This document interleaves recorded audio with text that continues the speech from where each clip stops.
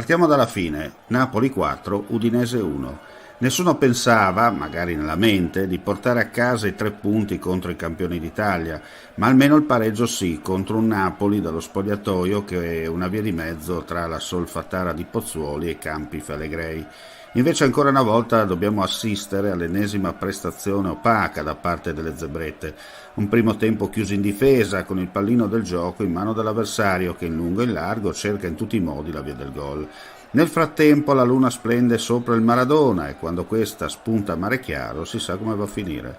Dopo l'ennesima azione offensiva il risultato si sblocca grazie a un calcio di rigore concesso dal direttore di gara dopo consulto al VAR. Zelinski non si impietosisce e dal dischetto infila Silvestri per il gol del vantaggio.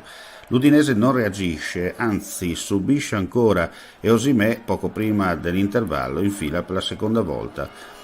Nel riposo non succede assolutamente nulla e all'inizio ripresa la musica non cambia. Partenopea in avanti alla ricerca della terza rete che puntualmente arriva grazie a Kvaratskhelia che infila Silvestri per il 3-0.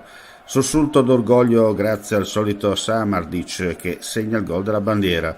Manco il tempo di festeggiare che nell'azione successiva Simeone mette in fondo al sacco il quarto gol.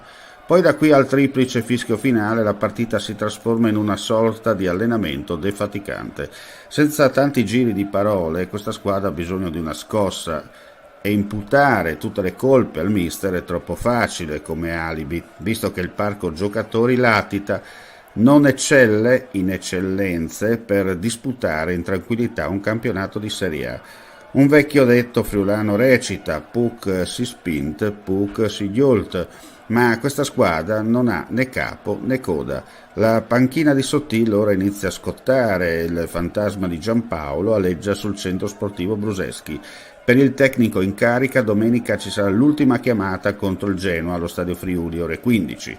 In caso di risultato negativo il suo futuro da allenatore dell'Udinese sarebbe segnato definitivamente con l'inevitabile esonero da parte della società. Ma da qui a domenica tutto può succedere.